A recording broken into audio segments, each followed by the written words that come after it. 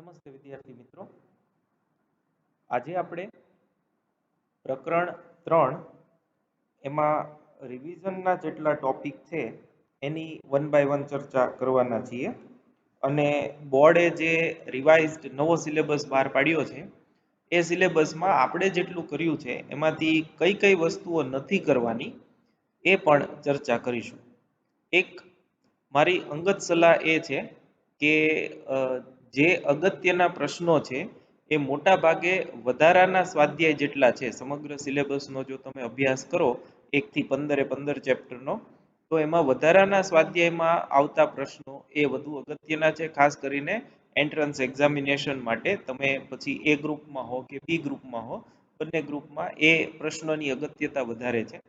અને જો તમે રિવાઇઝડ સિલેબસ જુઓ બોર્ડની વેબસાઇટ પર જે છે, તો એમાં એવા જ પ્રશ્નો કાઢી નાખ્યા છે કે જે વધારાના સ્વાધ્યાયમાં હોય. અમુક અગત્યના પ્રશ્નો રાખેલા પણ છે, પણ મોટા ભાગે પ્રશ્નો કાઢી લીધા છે. તો જે અત્યાર સુધી આપણે ભણી ચૂક્યા છીએ એમાં તો અમારો ચોક્કસ આગ્રહ એવો રહેશે કે તમે બધું જ જેનો અભ્યાસ કરી ચૂક્યા છો એ સંપૂર્ણપણે તૈયાર કરો. પણ પરીક્ષા માટે તમને બે વસ્તુનું માર્ગદર્શન આપવાનું હતું. એક તો નવો જે સુધારેલો સિલેબસ છે, અભ્યાસક્રમ છે, એની વિગતપૂર્વક ચર્ચા કરવી હતી.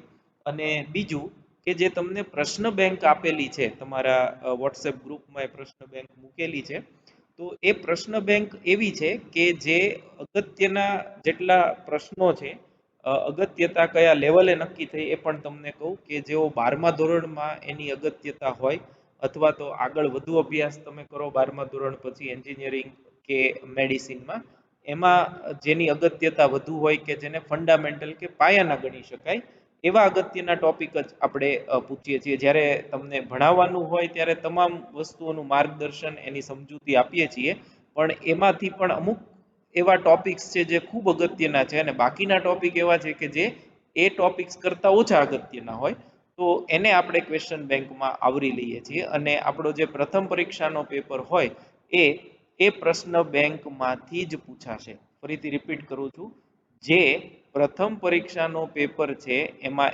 MCQ સિવાયનો વિભાગ 25 માર્કનો જે છે, થિયરી સેક્શન આપણે જેને કહીએ છીએ પાર્ટ બી, એ પાર્ટ 2માં બધા જ પ્રશ્નો પ્રશ્ન બેંકમાં જે છે એ જશે. દાખલાઓમાં રકમ ફેરવી અને આપણે પૂછીએ છીએ. મેથડ અને બધું એનું એ જ હશે, પણ તમને ધારો કે કોઈ એક પ્રશ્નમાં 10 સેન્ટીમીટર હોય તો એનું મેં 25 સેન્ટીમીટર કરી નાખ્યું હોય. એટલે ખાસ ક્વેશ્ચન બેંક છે એ વધુ અગત્યની છે પ્રથમ પરીક્ષા માટે. તો આપણે શરૂ કરીએ. અત્યારે તમારી સામે જે છે એ જે બોર્ડનો જે રિવાઇઝડ સિલેબસ છે એનું કટિંગ છે. પ્રકરણ 3 ની આપણે ચર્ચા કરીએ છીએ, જેનું નામ છે સુરેખ પથ પર ગતિ. એમાં નીકળી ગયેલા ટોપિક્સ જે છે એ છે પથ લંબાઈ, સ્થાન સ્થાનાંતર, સરેરાશ અને સરેરાશ ઝડપ, તત્કાલીન વેગ અને તત્કાલીન ઝડપ. ભલે એ થિયરીમાંથી નીકળી ગયા હોય, આપણે એને પૂછશું પણ નહીં, પરંતુ એની માહિતી તમને હોવી જોઈએ. ખાસ તો તત્કાલીન માટે જે વિકલનની આપણે સમજૂતી જોઈતી એ અગત્યનું છે. અને ત્યારબાદ પ્રવેગ જે છે એ આપણા સિલેબસમાં છે. નિયમિત પ્રવેગી ગતિ માટેના સમીકરણો આપણે આલેખની મદદથી તારવેલા છે એ છે. અને સાપેક્ષ વેગ પ્રમાણમાં નાનું એવું પ્રકરણ છે. ઉદાહરણ 3 થી 9 રાખેલા છે. ઉદાહરણ તમે જુઓ છો એમ 1 અને 2 કાઢી નાખ્યા છે, 9મું છે છેલ્લું ઉદાહરણ છે. અને સ્વાધ્યાયમાં જે દાખલાઓ રાખેલા છે એ છે 3.5 થી 12 અને 18 થી 20. એ હમણાં નીચે મટીરિયલ જે તમને આપ્યું છે એમાંથી હું તમને 1 બાય 1 કરાવતો જાઉં. સ્વાધ્યાય જે છે એમાં 1 થી 4 દાખલા કાઢી નાખ્યા છે. ત્યારબાદ 13 થી 17, 21 અને 22 કાઢી નાખ્યા છે. અને વધારાનું સ્વાધ્યાયમાં લગભગ તમામ દાખલાઓ જે છે એ કાઢી નાખવામાં આવ્યા છે. તો આ જે છે એ પ્રકરણ 3નું રિવાઇઝડ સિલેબસ પ્રમાણેનું કન્ટેન્ટ છે કે જે આપણે કરવાનું આવશે. હવે આપણે રિવિઝન જે છે એ શરૂ કરીએ. તમારામાંથી મોટા ભાગના વિદ્યાર્થીઓએ જે 11મા ધોરણની બુક છે ફિઝિક્સની એ પરચેઝ કરી લીધી હશે. ન કરી હોય તો કરી લેજો.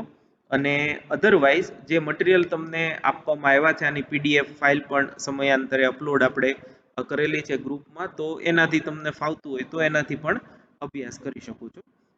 આમાં દાખલાઓ, જે સ્વાધ્યાયના દાખલાઓ છે, ટોપિક તો ખાસ આપણે જે થિયરી કરાવી છે એના તમે વિડીયો લેક્ચર જોશો તો પણ તમને સમજાઈ જશે, પણ દાખલાઓ જે છે કયા નથી કરવાના એ દાખલાઓની ખાસ તમને સમજૂતી મળી રહે એ હેતુથી આપણે મટીરિયલમાંથી બધું કરીએ છીએ.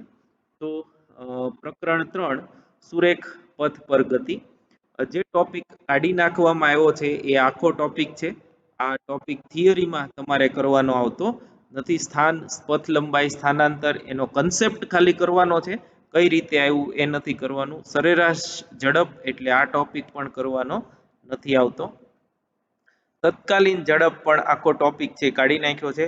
આ ઇમ્પોર્ટન્ટ છે એટલે એ તમને હવે આટલું બધું લગભગ 5 થી 7 પ્રકરણો તમે ભણી ગયા છો એટલે તમને ખબર છે કે વિકલન કઈ રીતે થાય. આ જે છે વિકલનનું સૂત્ર એ મોસ્ટ ઇમ્પોર્ટન્ટ છે, પણ બાકીની થિયરીનું કઈ સેક્શન છે એ કરવાનો નથી. અહીંથી આપણો મેઇન ટોપિક પ્રવેગ જે છે ત્યાંથી શરૂ થાય છે. તો પ્રવેગમાં થિયરી માટે તમારે આટલું જ કરવાનું છે. વેગમાં થતા ફેરફારના સમય દરને પ્રવેગ કહે છે. પ્રવેગની વ્યાખ્યા મુજબ પ્રવેગ બરાબર વેગના છેદમાં સમય અને એનું વિકલનના સ્વરૂપમાં સૂત્ર થશે dv/dt બરાબર પ્રવેગ. અસાઇનમેન્ટ છે તમે કરી ચૂક્યા છો એટલે એ કરો કે ન કરો એનાથી બહુ ફેર નહીં પડે. એક્ટિવિટી આલેખો જે છે એ કરવાના છે. એ તો જો કદાચ નીકળી ગયા હોત તોય હું તમને કહેત કે કરી નાખો, કેમ કે very very important for NEET or JEE. NEET કે જેઈ જેવી પરીક્ષા માટે એક્સટી અને વીટી ના આલેખો જે છે એ ખૂબ અગત્યના છે. એમાં ખાસ તો જે આલેખનો ઢાળ છે એ થશે tan થીટા અને એ સરેરાશ વેગ આપે, અને વીટી આલેખનો ઢાળ જે છે એ tan થીટા થશે પણ એ સરેરાશ પ્રવેગ આપે છે. એ ખાસ તમારે સમજવાનું છે. અને બીજો અગત્યનો મુદ્દો, વીટી આલેખ નીચે ઘેરાતા ક્ષેત્રફળ એ જે તે સમયમાં ગતિમાન કણે કરેલું સ્થાનાંતર આપે છે. આ જો આપણે લેક્ચર વખતનું તમને યાદ હોય તો આપણે ત્યારે તમને કરાવ્યું હતું કે વીટી આલેખ નીચેનું ક્ષેત્રફળ છે એ ટી સમયગાળામાં પદાર્થે કાપેલું અંતર આપે છે. એટલે આ ઇમ્પોર્ટન્ટ છે, આને તમારે યાદ રાખવાનું ગ્રાફને રિલેટેડ MCQ ની ગણતરીઓ કરવા માટે. ત્યારબાદ જુદા જુદા પ્રકારના આલેખ આપ્યા છે. જો x વિરુદ્ધ t આલેખ જે છે એ x અક્ષને સમાંતર રેખા હોય, જેમ કે અહીંયા છે x અક્ષને સમાંતર રેખા, તો સ્વાભાવિક છે કે સમય સાથે સ્થાન બદલાતું નથી એટલે કણ સ્થિર છે એમ કહેવાય. જો સુરેખા મળે આ રીતની તો અચળ વેગથી ગતિ કરે છે એમ કહેવાય, અને એનો વેગ સરેરાશ વેગ ધન થાય કેમ કે ઢાળ ધન. આ જે છે એ ઋણ ઢાળ વાળી રેખા છે, એ પણ અચળ વેગથી ગતિ કરે છે પણ એનો ઢાળ ઋણ છે એટલે સરેરાશ વેગ ઋણ થશે. અને જો આવો આલેખ હોય તો એ અનિયમિત ગતિ કરે છે એમ કહેવાય. સેમ એવી જ રીતે વીટી આલેખો અહીંયા આકૃતિમાં દર્શાવ્યા છે. વીટી આલેખો માટે જો v વિરુદ્ધ t નો આલેખ x અક્ષને સમાંતર હોય એનો મતલબ એવો કે પદાર્થનો વેગ સમય સાથે બદલાતો નથી, એ અચળ વેગી ગતિ કરે છે એમ કહેવાય. અને અચળ વેગી ગતિ કરે એટલે એનો પ્રવેગ જે છે એ શૂન્ય થાય. તો તમને એમ પૂછે આકૃતિ એક જે અહીંયા બતાવી છે કે વીટી આલેખ x અક્ષને સમાંતર રેખા મળે તો આ કિસ્સામાં પ્રવેગ ખાલી જગ્યા થાય, તો એનો જવાબ આવશે પ્રવેગ શૂન્ય થશે. નાઉ નેક્સ્ટ, વીટી આલેખ જે છે એ જો ધન ઢાળવાળી રેખા મળે તો એ પ્રવેગિત ગતિ કરે છે જેનો પ્રવેગ અચળ હોય, અને પ્રવેગ ધન થાય અર્થાત એ પ્રવેગી ગતિ કરે છે એમ કહેવાય. જો ઋણ ઢાળવાળી રેખા હોય તો પણ એ અચળ પ્રવેગથી ગતિ કરે, પણ ઋણ હોવાથી પ્રવેગ ઋણ થાય, અને ઋણ હોય તો એને આપણે પ્રતિપ્રવેગી ગતિ કરે છે એમ કહીએ છીએ. અને જો આવી ઉતાર ચઢાવ વાળી રેખા હોય તો એ અનિયમિત ગતિ કરે છે, અગેન એમ જ કહેવાય. એટલે આ જે 4 ગ્રાફ xt ના છે અને 4 ગ્રાફ જે vt ના છે એ બધા ચારે ચાર ગ્રાફ અગત્યના, અને એનો તમારે સમજૂતી છે એ કરી લેવાની. એને રિલેટેડ જે દાખલાઓ છે અહીં આકૃતિમાં આપ્યા છે, આપણે સોલ્યુશન્સમાં પણ એવા દાખલાઓ કરાવ્યા છે, અસાઇનમેન્ટ પણ તમને એના આપેલા છે, પણ આ જેટલા છે આ બધા દાખલાઓ છે એ ઇમ્પોર્ટન્ટ, એ તમારે કરી નાખવાના, જોઈ અને સમજી લેવાના. નાઉ નેક્સ્ટ, અચળ પ્રવેગી ગતિના સમીકરણો જે ટોપિક છે એ મેં તમને કરાવ્યો હતો, અને એ આપણે તમે જો પ્રશ્ન બેંક જુઓ તો પ્રશ્ન બેંકમાં પણ તમને એ ટોપિક જે છે એ કરાવેલો છે. તો એ હું તમને ફરીથી અહીં રિવાઇઝ કરાવી દઉં. એમાં તમને યાદ હોય તો આપણે એક વી વિરુદ્ધ ટી નો આલેખ જોયો તો. અહીંયા આગળ સમય ટી હતો, અહીંયા આગળ વેગ વી હતો, અને વીટી આલેખ જે છે એ આમ મળ્યો હતો. સોરી, અલગ કલરથી બતાવું તો વીટી આલેખ જે છે એ આમ મળ્યો હતો, આ વીટી આલેખ. તો આ આલેખની નીચેનું ક્ષેત્રફળ મેળવવા આપણે આમ કર્યું હતું. આ આલેખની નીચેનું ક્ષેત્રફળ એના બે ભાગમાં આપણે એને વહેંચી દીધું હતું. ધારો કે આ ઓ છે, અને આપણે ડી કહીએ, અને આપણે એ કહીએ, અને સી કહીએ, અને બી કહીએ. તો આ ઢાળ વીટી, વી વિરુદ્ધ ટી નો આલેખ જે છે એમાં આ જે છે એ ટી બરાબર 0 સમયનો વેગ, એને આપણે v0 કહીએ છીએ, આટલું જે છે, અને અહીંયા પહોંચે ત્યારનો વેગ, આને આપણે v કહીએ છીએ. અહીં સુધીનો વેગ v થશે. તો આ જે છે એ v માઇનસ v0 થાય. આ જે છે એ v માઇનસ v0 થશે, એ આપણને ખબર છે. અહીંયા આગળ સમય t બરાબર 0, અહીંયા આગળ સમય ધારો કે t બરાબર t છે. તો આના પરથી સૌથી પહેલું આવશે પ્રવેગ એ બરાબર વેગનો ફેરફાર v માઇનસ v0 છેદમાં સમયનો ફેરફાર t માઇનસ 0 બરાબર v minus v0 divided by t. તો આના પરથી v બરાબર v0 પ્લસ at. આ પહેલું સમીકરણ થયું આનું. નેક્સ્ટ જે છે એ છે આનું ને આનું બીજું સમીકરણ. તો એના માટે ટી સમયમાં કણે કાપેલું અંતર બરાબર વીટી આલેખનું ક્ષેત્રફળ. આપણે ભણી ગયા છીએ એટલે હું અહીંયા લખું છું. ટી સમયમાં પદાર્થે કરેલું કણે કાપેલું અંતર એટલે વીટી આલેખનું ક્ષેત્રફળ બરાબર, તમે અહીં જુઓ છો એમ, આ ત્રિકોણ જે છે એનું ક્ષેત્રફળ વત્તા આ જે ચોરસ તમે જુઓ છો એનું ક્ષેત્રફળ. તો આને હું આમ લખું, બરાબર ત્રિકોણ ચોરસ લંબચોરસ ODCA નું ક્ષેત્રફળ વત્તા ત્રિકોણ ACB નું ક્ષેત્રફળ. બરાબર. હવે ચોરસનું લંબચોરસનું ક્ષેત્રફળ તમે ભણી ગયા છો.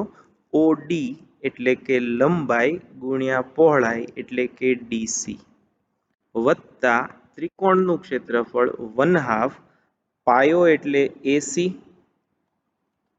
અને લંબ એટલે કે વેધ કહીએ તો ABC ઇન્ટુ BC. કિંમત મૂકી દઈએ.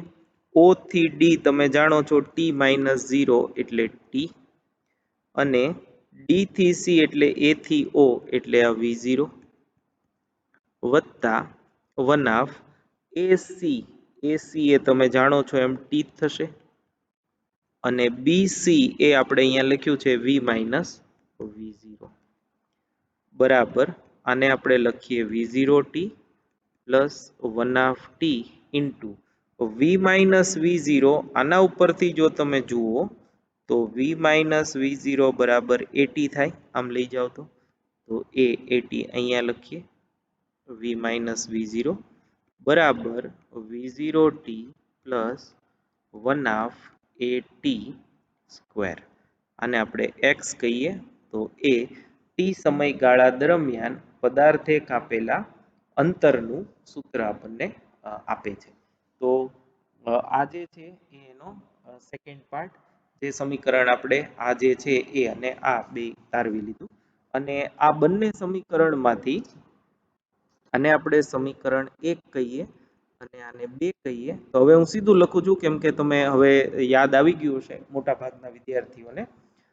સમીકરણ 1 અને 2 માંથી t નો લોપ કરતા, અથવા તો સમીકરણ 1 માંથી t ને કરતા બનાવી સમીકરણ 2 માં મૂકતા આપણને v² - v0² બરાબર 2ax આ સમીકરણ મળે, જે અચળ પ્રવેગી ગતિનું ત્રીજું સમીકરણ છે. પણ આ જે ટોપિક છે એ ઇમ્પોર્ટન્ટ છે. આપણે 3 માર્કમાં કે 4 માર્કના પ્રશ્નમાં પૂછી શકીએ છીએ એવો અગત્યનો ટોપિક છે. એટલે આ બધાએ કરી નાખો. મટીરિયલ જે છે એમાં ફક્ત સૂત્રો આપ્યા છે, અને મુક્ત પતન કરતો પદાર્થ હોય તો એના માટે કેવી રીતે એ સૂત્ર ફેરવાઈ શકે એ આપ્યું છે. આ એક MCQ નીટ જેઈ માટે અગત્યનો કહી શકાય એવો આ એક સેન્ટેન્સ છે જે તમારે યાદ રાખવાનું છે. અચળ પ્રવેગી ગતિ કરતા પદાર્થે nમી સેકન્ડમાં કાપેલું અંતર dn બરાબર v0t plus v0 plus a/2 into 2n-1 છે, જ્યાં n છે એ જેટલામી સેકન્ડની વાત થઈ હોય એટલામી સેકન્ડ છે.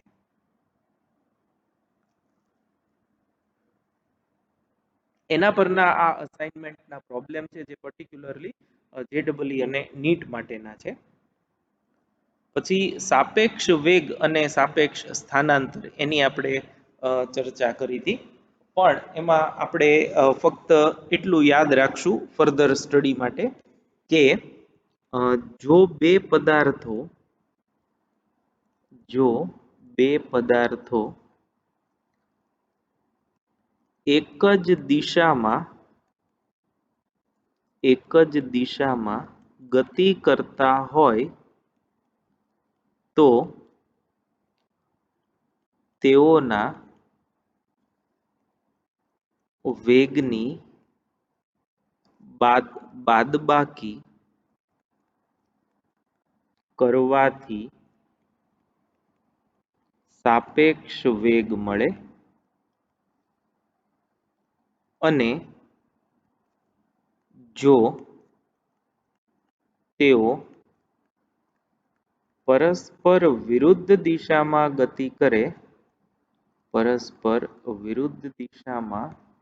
ગતિ કરે તો તેઓના વેગના સરવાળાથી સાપેક્ષ વેગ મળે. એટલે આ ખાસ યાદ રાખજો, જો બંને પદાર્થો એક જ દિશામાં ગતિ કરતા હોય તો વેગની બાદબાકી કરવાની, અને પરસ્પર વિરુદ્ધ દિશામાં ગતિ કરતા હોય તો વેગોનો સરવાળો કરવાનો. અને આ એનો જે મુખ્ય વિભાગ હતો એ હતો, એના પરથી આપણે એક પદાર્થના સાપેક્ષે બીજા પદાર્થનું સ્થાનાંતર એનું જે સૂત્ર છે એ અહીંયા આપણે તારવેલું છે, સમજેલા છીએ. અને આમાં ગણતરીઓ કરવાથી આપણે 3-4 કિસ્સાઓ જોયા હતા. VA greater than VB, VA less than VB અને VA બરાબર VB હોય તો બંને વચ્ચેના અંતરમાં શું ફેર પડે. VA ધન અને VA ઋણ હોય, પરસ્પર વિરુદ્ધ દિશામાં ગતિ કરતા, એક જ દિશામાં ગતિ કરતા એવા પદાર્થો માટે શું થાય એ આપણે જોયું છે. પણ વધારે અગત્યનું છે એ સાપેક્ષ વેગના MCQ છે. હવે તમે જુઓ, તમારી પાસે જે બોર્ડનું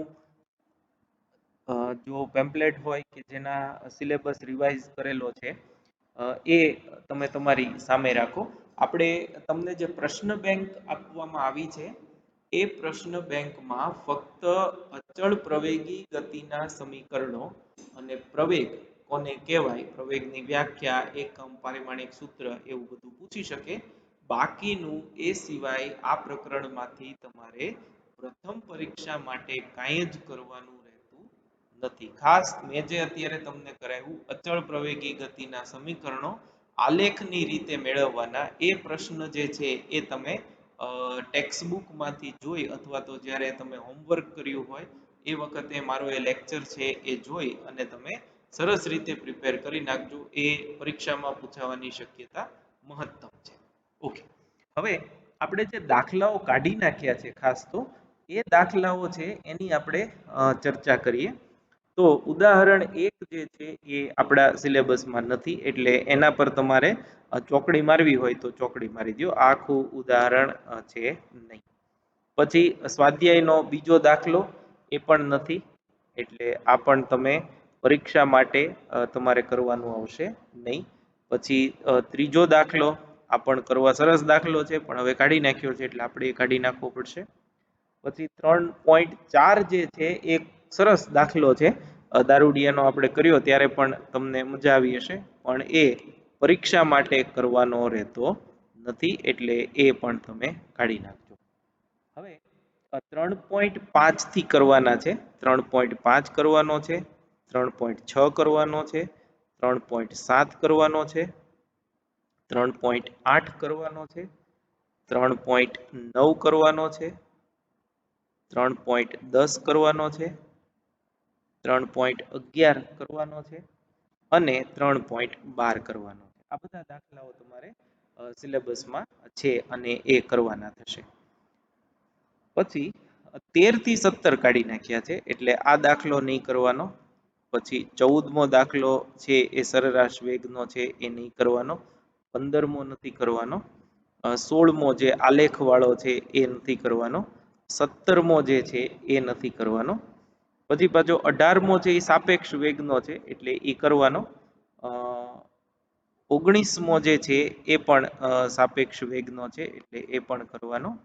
20મો જે છે એ પણ તમારે કરવાનો છે. પછી 21મો દાખલો એ સરેરાશ ઝડપનો છે એ નથી કરવાનો. 22મો છે એ નથી કરવાનો. અને વધારાનો સ્વાધ્યાય જે છે એ આખો જેટલા દાખલાઓ છે 23 એ પણ નથી કરવાનો. 24 એ પણ નથી કરવાનો. 25 એ પણ નથી કરવાનો. 26 એ પણ નથી કરવાનો. આ ઇમ્પોર્ટન્ટ છે એટલે તમે નીટ માટે કરજો ખાસ, અત્યારે કરવાની જરૂર પ્રથમ પરીક્ષા માટે નથી. આ પણ ઇમ્પોર્ટન્ટ ફોર નીટ. આ દાખલાઓ આપણે કરી ચૂક્યા છીએ બધા, તો એ પણ આપણે અત્યારે આ દાખલો કરવાનો નથી. 28મો છેલ્લો જે દાખલો છે એ પણ આપણે નહીં કરીએ. હવે તમે જો ક્વેશ્ચન બેંક જુઓ તો ક્વેશ્ચન બેંકમાં એક બે દાખલાઓ છે. આમ તો લગભગ બધા એવા દાખલાઓ છે કે જે તમને સમજાઈ જાય એવા છે, પણ આ બે દાખલાઓ જે છે એની આપણે સમજૂતી મેળવી લઈએ. એક 3.8 જે છે એ ખાસ તમે જુઓ. 3 કારનો આ દાખલો છે, તમને એકવાર ફરીથી રિવાઇઝ કરાવી દો. કાર બી અને એ આ બંને કાર એક જ દિશામાં ગતિ કરે છે. સી જે છે એની વિરુદ્ધ દિશામાં ગતિ કરે છે. તો જ્યારે બી અને સી બંને એ થી સમાન અંતરે છે, તો જો બંને એક્સલરેટ થવાનું શરૂ કરે અને એ અહીંયા પહોંચે એ જ વખતે બીજો અહીંયા પહોંચી જાય તો એક્સિડન્ટ થઈ જાય. આપણે એક્સિડન્ટ કરવો નથી, એક્સિડન્ટ નિવારવો છે. તો આપણે એવું કરવું જોઈએ કે જે આ પાછળની કાર છે એને ઓવરટેક કરી નાખે, પછી આ કાર અહીંથી આમ પસાર થાય. તો જો એ ઓવરટેક કરવાનું વિચારે તો બી નો લઘુત્તમ પ્રવેગ કેટલો હોવો જોઈએ, એને એક્સલરેટર ઉપર પગ મૂકવો પડે. કેટલી એક્સલરેટ કરવાની કે જેથી કરીને એ સી એને ક્રોસ કરે, સી એને ક્રોસ કરે એ પહેલા બી છે એ એને ક્રોસ કરી જાય. તો આપણે કાર એ બી અને સી ની ઝડપ આપી છે 10 અને બી અને સી ની 15. આપણે જે સાપેક્ષ વેગમાં જોયું એ પ્રમાણે એક જ દિશામાં ગતિ કરે છે, તો એના માટે બી ની એ ને સાપેક્ષ ઝડપ 5 મીટર પ્રતિ સેકન્ડ થશે અને સી ની એ ને સાપેક્ષ ઝડપ 25 મીટર પ્રતિ સેકન્ડ થશે અને બંને વચ્ચેનું અંતર 1000 કિલોમીટર એ કોમન છે. તો સી કારને અંતર કાપવા માટે લાગતો સમય 40 સેકન્ડ. તો હવે આ કાર જે છે, આ કાર એ અહીંથી અહીંયા પહોંચે ત્યાં સુધીનો સમય 40 સેકન્ડનો છે. એટલે કે કાર બી એ 40 સેકન્ડ પહેલા કાર એ ને ઓવરટેક કરે તો અકસ્માત ન થાય. તો 40 સેકન્ડ જે છે એ ના પહેલા ઓવરટેક થાય એ માટે જરૂરી લઘુત્તમ પ્રવેગ કેટલો? તો આપણે અકસ્માત ટાળવા કાર બી એ આટલું જ અંતર 40 સેકન્ડ, કેમ કે બે વચ્ચેનું અંતર 1000 કિલોમીટર, સોરી 1000 મીટર, 1 કિલોમીટર તમને કોમન આપ્યું છે. તો આ સમીકરણ પરથી લઘુત્તમ પ્રવેગ જો આપણે મેળવીએ તો એ 1 મીટર પ્રતિ સેકન્ડ સ્ક્વેર જેટલો થાય. એટલે આ દાખલો જે છે એ ઇમ્પોર્ટન્ટ 3 ઓર 4 માર્ક્સ માટે, અને એ આપણે જે ક્વેશ્ચન બેંક તમને આપવામાં આવી છે એ ક્વેશ્ચન બેંકની અંદર આનો આપણે ઉલ્લેખ કરેલો છે અને એ તમારે કરવાનો થશે. નેક્સ્ટ જે ક્વેશ્ચન બેંકમાં દાખલો આપ્યો છે એ 3.9 છે. આમાં પણ આપણે ડેટા ચેન્જ કરીને પૂછીએ છીએ. તમને આવું આપ્યું છે, બે શહેર છે, એક એ છે અને બીજું છે એ બી છે. એ બંને નિયમિત બસ સેવા દ્વારા જોડાયેલા છે અને પ્રત્યેક ટી મિનિટે બંને બસ એક અહીંથી આમ દોડે છે અને બીજી બસ છે એ બી થી એ દોડે છે. એક વ્યક્તિ 20 કિલોમીટરની ઝડપે સાયકલ દ્વારા એ થી બી જઈ રહ્યો છે. એટલે એ થી બી આમ જઈ રહ્યો છે, વી સાયકલ, વીસી એવું કહીએ, અને એની ઝડપ જે છે એ છે 20 કિલોમીટર પ્રતિ કલાક. એ એવું નોંધે છે કે 18 મિનિટ પછી એક બસ તેની ગતિની દિશામાં એટલે એ થી બી, અને પ્રત્યેક 6 મિનિટ પછી બીજી બસ એની ગતિની વિરુદ્ધ દિશામાં એટલે બી થી એ પસાર થાય છે. તો બસનો જે અંતરાલ છે ટી સમય એ કેટલો હશે એ આપણે ગોતવાનું છે. તો એના સોલ્યુશનમાં ધારો કે એ અને બી વચ્ચે દોડતી બસની ઝડપ વી છે, આપણે ટી ગોતવાનું છે ખાસ યાદ રાખજો, અને સાયકલની ઝડપ જે છે વ્યક્તિની એ આપી છે, એને આપણે સ્મોલ વી કહીએ. તો સાયકલ વાળાની દિશામાં ગતિ કરતી બસ માટે, એટલે ફરીથી હું લખું એ થી બી તરફ જતી બસ માટે, અહીંયા આપણી આકૃતિમાં એ થી બી તરફ જતી બસ માટે બસ અને સાયકલ એક જ દિશામાં છે એટલે એની ઝડપ જે છે એની બાદબાકી થાય તો v-20 થશે. અને એવું નોંધે છે કે 18 મિનિટ પછી એક બસ પસાર થાય. 18 મિનિટને આપણે કલાકમાં ફેરવીએ કેમ કે સાયકલ સવારની ઝડપ આપણને કિલોમીટર પ્રતિ કલાકમાં આપી છે એટલે.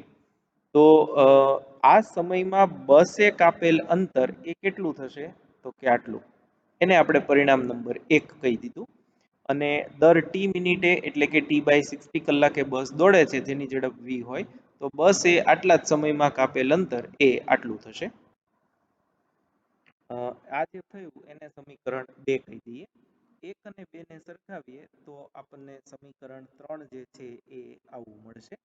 આ એ બસ માટે કે જે સાયકલ વાળાની દિશામાં ગતિ કરે છે. હવે સાયકલ વાળાની વિરુદ્ધ દિશામાં એટલે બી થી એ, આપણી જે આકૃતિ અહીંયા તમે જુઓ છો એમાં બી થી એ આમ ગતિ કરતી હોય એ બસ માટે, તો એના માટે સેમ બે વિરુદ્ધ દિશામાં ગતિ કરે છે એટલે બે ઝડપનો સરવાળો થાય એટલે v+20. એ એવું જોવે છે કે દર 6 મિનિટે એટલે કે 6/60 કલાકે પસાર થાય, તો એટલા સમયગાળામાં બસે કાપેલ અંતર એને આપણે 4 કીધું. બસે કાપેલું અંતર તો સેમ જ રહેશે 5, એટલે 4 અને 5 સરખાવીએ તો આ 6 મળશે. હવે આપણે સમીકરણ નંબર 3 અને 6 એને ઉકેલીએ તો આપણને v 40 કિલોમીટર પ્રતિ કલાક મળે, અને એની કિંમત જો મૂકી દઈએ તો ટી જે છે એ 9 મિનિટ એવું મળે છે. તો આ ફરીથી અગત્યનો દાખલો છે, ફરીથી એકવાર તમે કરી નાખજો. આ 4 માર્કમાં પૂછાઈ શકે એવો અગત્યનો દાખલો છે, એટલે એ ફરજિયાત બધાએ કરી નાખવો. નેક્સ્ટ જે છે તમે જો ક્વેશ્ચન બેંક જુઓ તો એ ક્વેશ્ચન બેંકમાં જે બીજો દાખલો છે, બે દાખલા આ અને એના પછીનો જે ત્રીજો છે એ હું તમને જણાવું કયો છે. એ સોરી આમાં નહીં હોય. સ્વાધ્યાય આપણે ઉદાહરણ જે છે એ ઉદાહરણ 9મું છેલ્લું ઉદાહરણ જે છે એ પણ ક્વેશ્ચન બેંકમાં આપેલું છે. એ વાંદરાવાળું એક ઉદાહરણ છે, એ તમને જ્યારે આપણે ચર્ચા કરી ટેક્સ્ટ બુકની ત્યારે તમને એ કરાવેલું છે. તો આટલું જે છે એ તમારે ત્રીજા પ્રકરણમાંથી કરવાનું છે, આને આપણે ક્વિક રિવિઝન એવું કહીએ છીએ. સામાન્ય રીતે અડધી પોણી કલાક જેવો સમય હોય કે જેમાં તમે રિવાઇઝ કરી શકો. તો મુખ્ય તમારે આપણે ચર્ચા કરી કે આમાં કયા કયા પ્રકરણ 3માંથી ટોપિક રહ્યા છે અને કયા કાઢી નાખ્યા છે. એમાંથી પણ આપણે ફક્ત 2 ટોપિક થિયરીમાં ભણવાના છે, એક તો પ્રવેગ અને બીજું નિયમિત પ્રવેગી ગતિ માટેના સમીકરણો, આલેખની મદદથી 3 સમીકરણોની તારવણી અને 3 દાખલાઓ, એમાં એક સ્વાધ્યાયનો 9મો દાખલો, 8મો દાખલો અને ઉદાહરણ 9મું. આટલું છે એ તમારે પ્રથમ પરીક્ષા માટે કરવાનું રહેશે. Thank you very much.